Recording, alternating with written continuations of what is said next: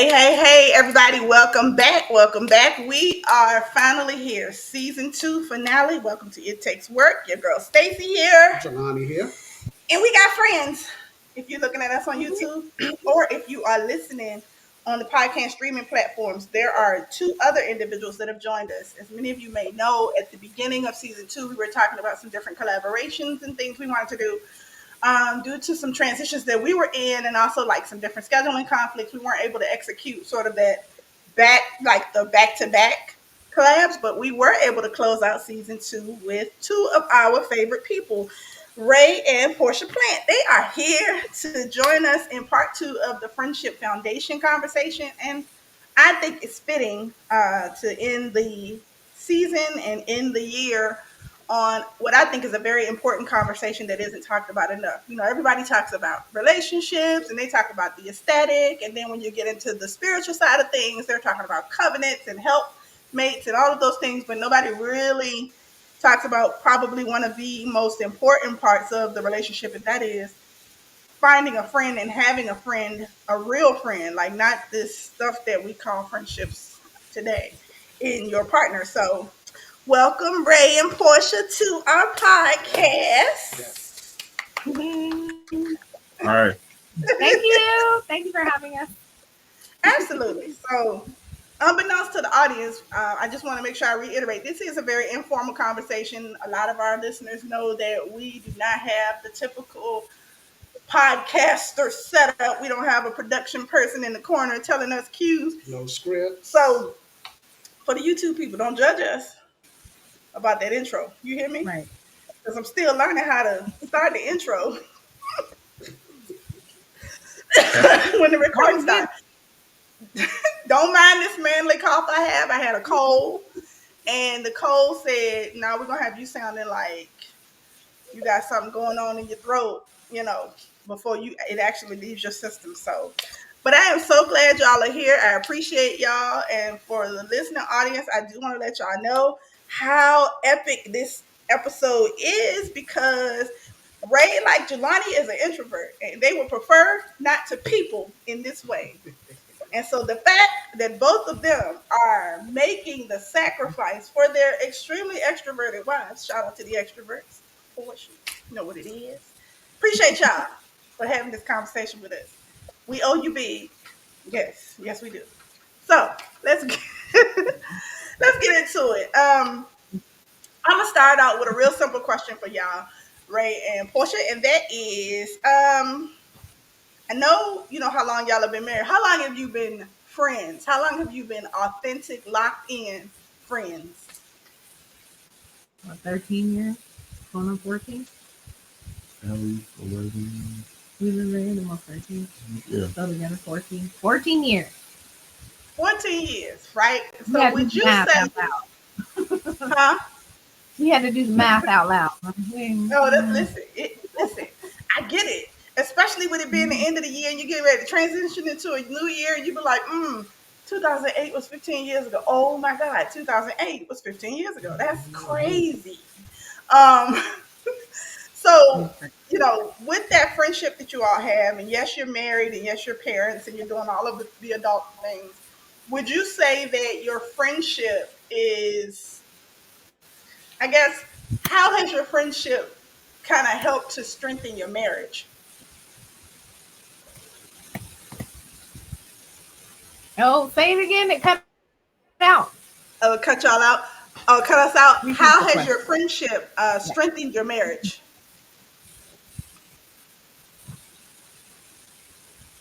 Oh, that's a good question. What do you think?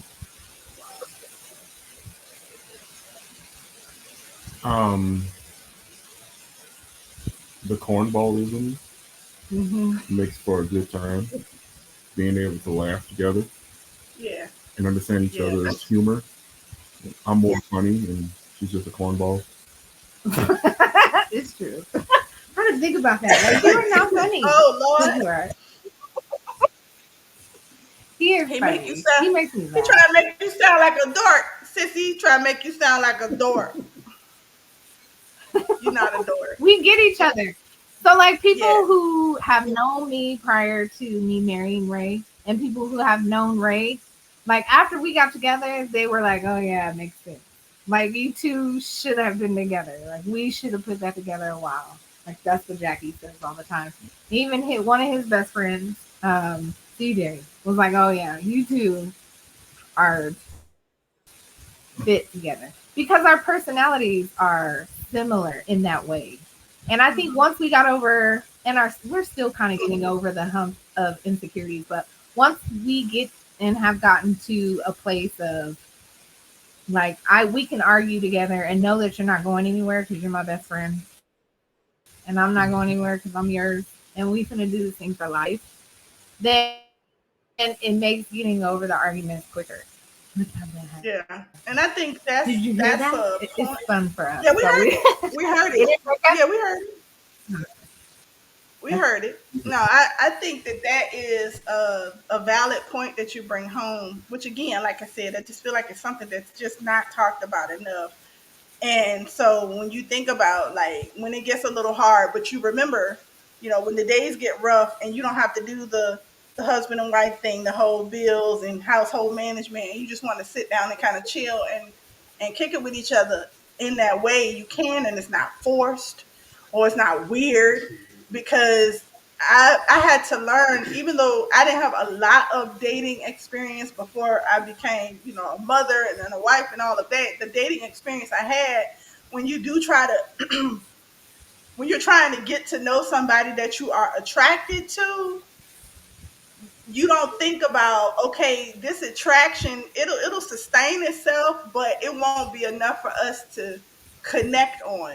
And so you don't take the time to to know them at the level, whereas when you're building a friendship with the person, you come out of the gate a little bit more authentic than you do, because you'll put on airs for somebody you're trying to get with, and then they learn about who you really are after you're already in it, and then they're like, do I like you? Because ew, you know what I'm saying?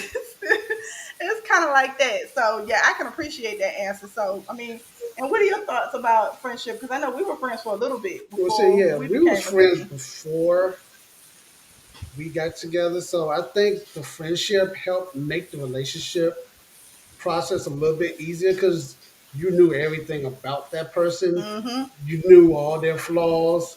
You knew all of the things that made them tick and what buttons to push and what buttons not to push. Mm-hmm. So when you get into a relationship, you already got like the cheat code for a lot of the stuff that a lot of couples, you Yeah. know, Got to trip figure up out. on or try to figure out Uh-huh. in the beginning stages. Yeah. And I mean, I think part of the reason for us too is we were friends at the beginning, without the intention of getting together. Mhm. So that even made it easier for us to get to know each other, because if it's just somebody you kicking it with, somebody you just know, and it's somebody you're gonna tell them stuff that if it was somebody you really trying to get with, it's some things you would keep secret, because then you'd be like, I don't think they're gonna like They that ain't part ready for about that. me. But I think that was the part that really helped us, is because we could get on the phone and have those conversations. He could talk about, anybody he was dealing with or some stuff he was challenging with, and I could talk about the stuff I was challenged with, and it wasn't with the idea of, oh, how is she gonna look at me, or oh, how is he gonna look at me, because we was just trying to hang out. So Mhm. I think that's cool. Well, now, do you want to tell the people Yeah. how long you have And been that's the thing. married? Oh, Can you hear me? oh. Yeah. Yeah. It's just Look it's at so them trying slow. to do the And I math. think Y'all don't because know we how have long y'all not. been married? Huh? No. No. We've been Thir- married 13 years. 13. Yeah. Going on 13. It'll be 13 this year. It'll be 13 in 2024. So this year is Yeah. Yep. year 12, right? 12 Got and it. a half. So Okay. I guess 12 and a half. Yeah. See, ours is easier to remember because we had a kid the same year we got married. That's it. And you're not gonna We forget had how a old your kid kid too. is. well, So well, Yeah. It's always a year. Because we figure Allie's age, that's how we figure stuff. How long you been in the house? Allie's 11, 11. so So 12. yep. 11 years. is funny. That is funny to me. That's funny to me. Well, Portia, you sound like you were getting ready to say something on the tail end of what I was talking about. Did I steal your thought? Did I rob you of your thought? 'Cause, sometimes people can be talking and you forget stuff. Oh no, I was just gonna say that that's kind of how it was for us. He lived in Louisiana and I lived here in Colorado, and so it took for us to date over the distance almost a year, huh? Before Yeah. we actually got together. And during that time, we were forced to get to know each other. We were forced to have conversations without anything physical playing a part. I mean, we got to Yeah. see each other, but it wasn't that often. And so, that was really like a fast paced track to friendship because Yeah. we were forced to get to know each other and have those conversations. And we talked all the time. Yeah. We talked all the time. Even after we got married, we still continued to talk all the time. I remember I used to have coworkers that would be like, "Who are you texting so much?" And I'm like, "My husband." They're like, "You text your husband all day long?" I'm like, "Yeah." You know what I mean? Because we had just developed that habit, and I think that pattern of just communicating. So then building that friendship. And like you said, Jelani, I think it's it's hugely important. That's the stuff that couples, I mean, even still, because we change, right? We're not the Right. same person that we were when we first got together. So we're still learning each other's Mm-hmm. quirks and what makes each other tick because it's a little bit different now. What used to make me tick just doesn't anymore. And Mhm. so, you know what I mean? You're still learning that, but you know how to because you've Yep. already developed and gotten through that foundational part quick. So, So you can use the communication skills that you develop early on in your relationship to kind of communicate those changes. Yeah, exactly. yeah. Because I I guess I could say that for me, and if it's for you, you can you know co-sign it. But I think that was probably one of the bigger challenges to our relationship is the growth, right? Because you do have to adjust your expectations. When Jelani and I got married, he was what? You were what? 23. 23, Yeah. and I was 21. Like we got a 22-year-old. I can't imagine her being somebody's what? Like Right. that's crazy to me. Not Like that one. No. like nah, no. What you talking about? And and so, who we were at 21 and 23 versus who we are at 45 and 47, Completely different. completely different people, like life experiences and things. But at the very foundation of who we are, even if we connected as friends on stuff like music or movies or stuff we like to do, now we connect as friends on other things. But we also embrace the differences between each other. Like, I think the thing I didn't know when we were younger is how much he was like a serious sports head. And I am just absolutely not. Which sucks. I am not. You can have the football and the basketball No, wait. and all of the things. Now, basketball, I took her to a basketball game, but she was there for the wrong reasons. You sound like you are unhealed, and I need you to get healed from that, okay? She there checking out Chris You put Webber, him on. screaming for. She's screaming at Chris Webber all the way from the nosebleed section. Chris! I said, he can't hear you, fool. Yes. First of all, I told you when you told me you want to take me to this game, I said I do not like sports. You did. And you said, but I think you'll like it. At least go and see what you like. And I I didn't said, need it for that way, no. and You didn't anticipate that. No. I said, okay. And I actively tried to understand. I did. I said, well, what is happening? What's this? What's that? Mhm. It wasn't my thing. And I was a Chris Webber fan. I loved him. And so I just, hey, I don't care if he could see me up there at the top of the ceiling. I was gonna try. Hello, hey, hello, I'm here. You brought me here. Why you do that? Right. Why you do that? That's why we said in the nosebleed, so he That'll wouldn't be see like, see, so that'll be like me, taking you somewhere and like one of your favorite female whatever is there, and I'm there for a whole different reason, like for the content or whatever. You just like that same thing. You know. me. I told. So you can't say I didn't tell you, right? I didn't care though. I'm glad you did, Kim. I'm glad you are Okay. secure in yourself. Yeah. We bless God for that. Cause I really yes, I did. I acted a fool at that game. He never took me to another game again. Nope. See, we bond there. We watch sports together. Well, mainly I football. know y'all went to the game Yeah. for Thanksgiving. That's why I said Ray blessed. Ray wife actually look at the game and really be into it. Not Ray, Oh yeah, I scream louder than him. I Uh do huh. not care. I do No, not care. that's where we bond. We bond on two. We like the same type of date nights. We like the same type of food. We don't argue over the food. And for the most part, we like the same type of movies. Except for he's way more into sci-fi and I'm way more into romance. We Yeah, I'm a don't rom watch com girl myself. I just don't like like when they talk too much. When they talk the whole movie, it's too much. too much. Or if he has to interpret, I'll sit there and interpret. And I'm not going to sit there and read the Wait, movie. so I need I'm some not doing action. it. Well, what Like, movie? What rom com do they talk too much? What movie? no, like All Johnny of them. Depp. All of them. No, they don't. See, we don't notice All the of them. talking. We don't notice the talking because it's good to us. So I got a question, Ray. Have you ever seen? Have you seen The Wood? Yeah, That's okay. So that's it's not. It's considered like a comedy rom com sort of. Did you like it? it was all right. Oh It was kind of Lord. corny.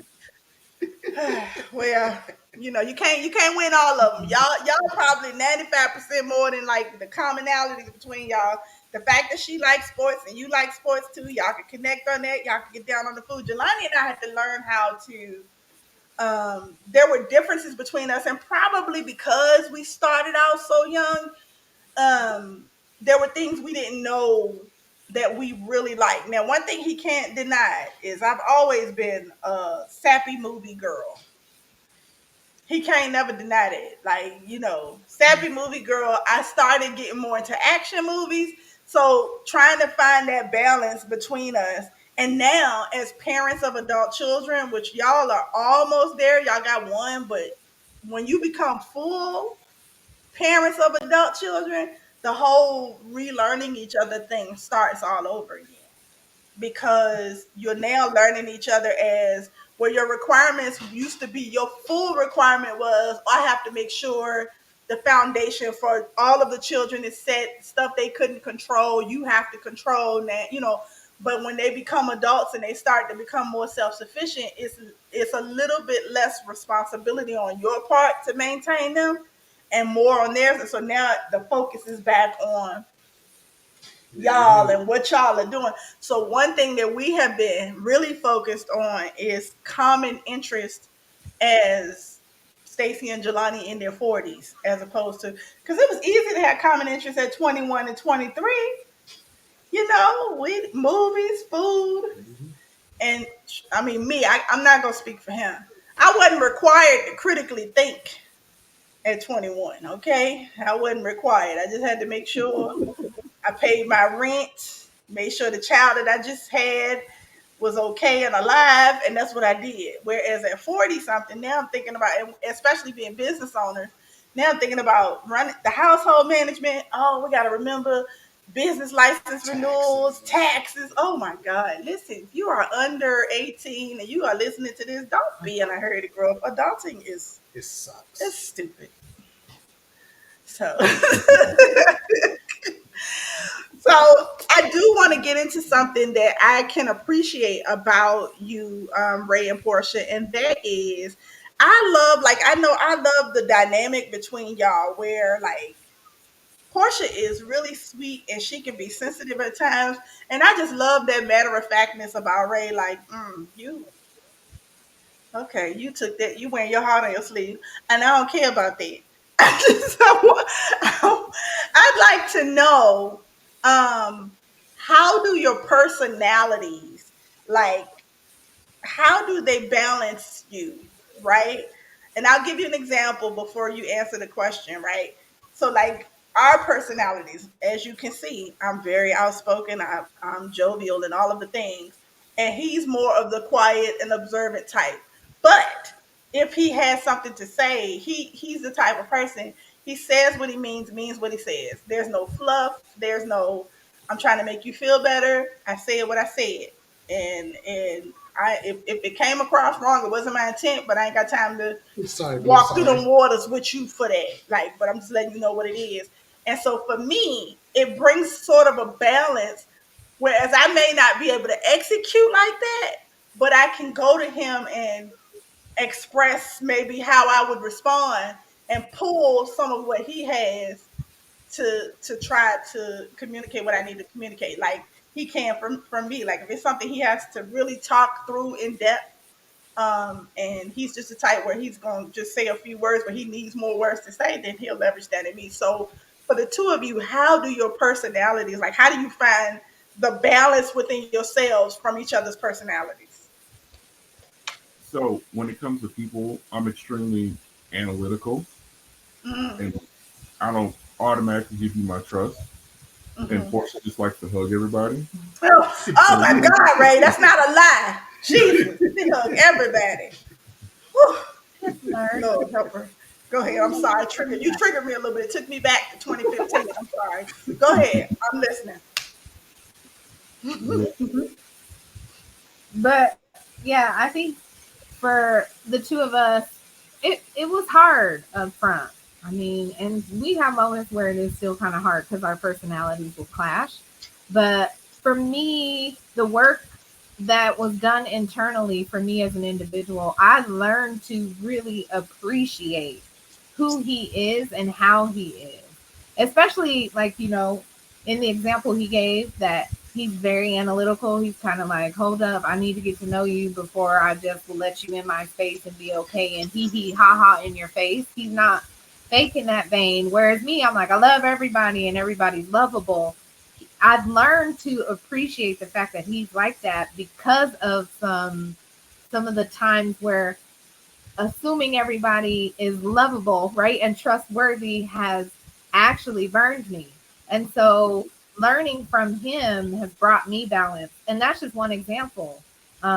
He has a very thoughtful process, whereas I would shoot from the hip and go.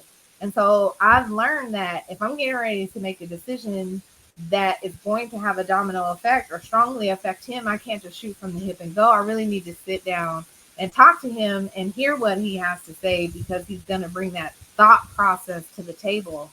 And so we complement each other in that way. And it has become something that I appreciate and lean on versus being like, why you like that? How come you not like me? I used to think like that in the beginning. You know what I mean? And try to force Yeah. him to be different. And in that respect, I didn't appreciate our differences. But now that I do, I lean on our differences. Why Well, you I so am cheap? glad Jelani Right? ain't like. Ah! That's the reason. Right? We don't have to be cheap with everything. I do still drag him out. I have a lot of buyer's remorse, You just gotta like get when it comes outside, right? You to gotta get a little bit of that extrovert energy. It's good for you. It's good for you. It's like sun. It's like I vitamin D. almost had a panic attack buying flooring. Cheap. That's the only place we won't compromise. What's that? Cheap. Him Oh, being cheap.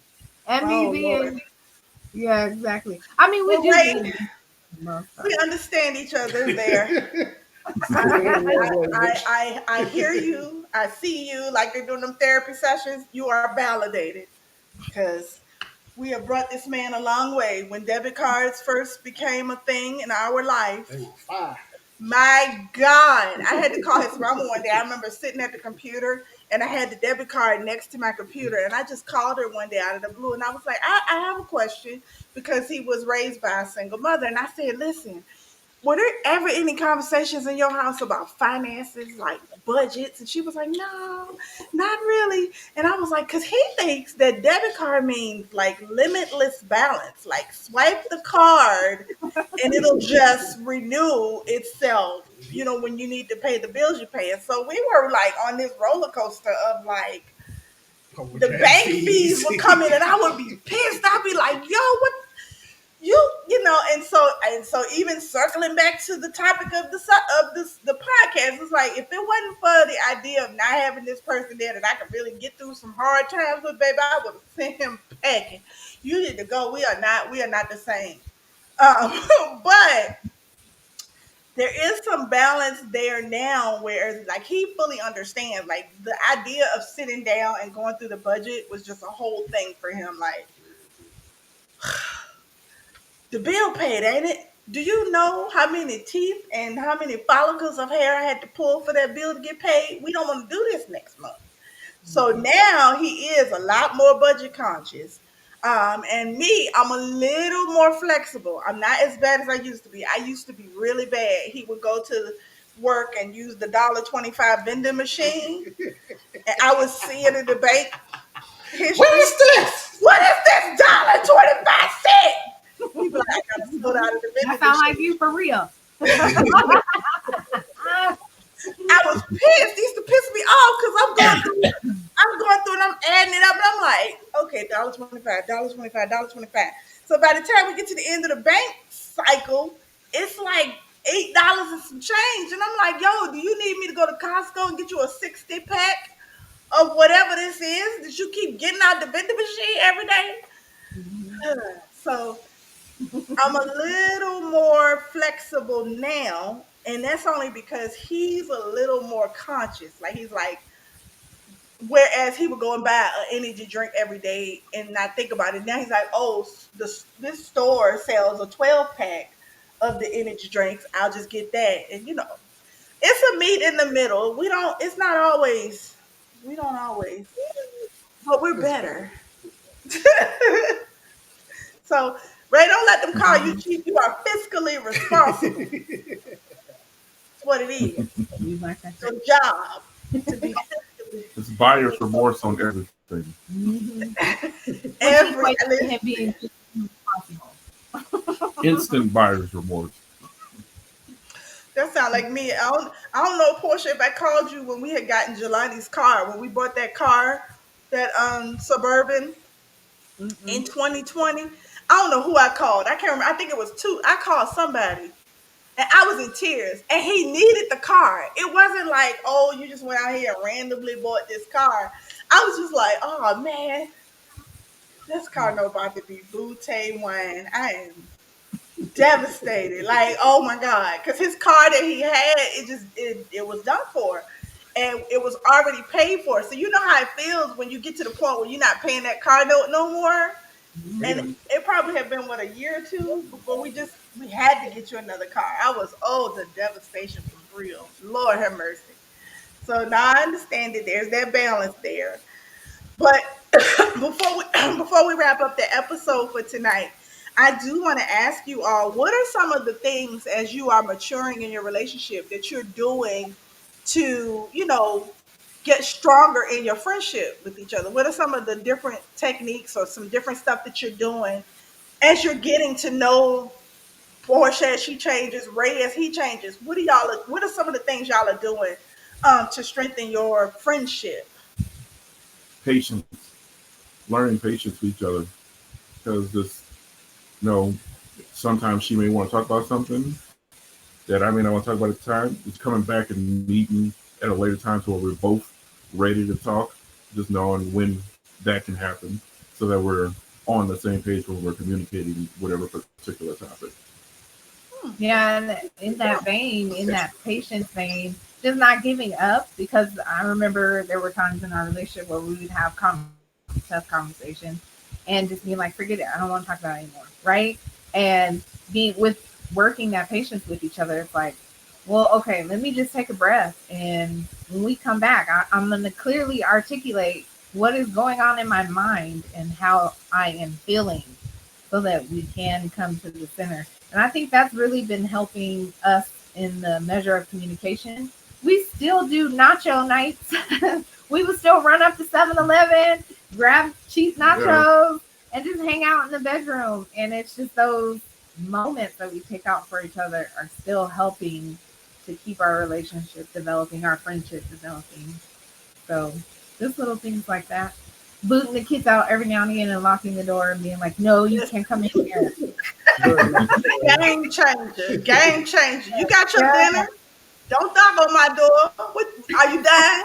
Okay, thanks. You said it's not an emergency? No. No, I can appreciate that. I can appreciate that because I think listen, That P word, boy. Whew. Patience. People cringe at communication. It's patience because I don't have much.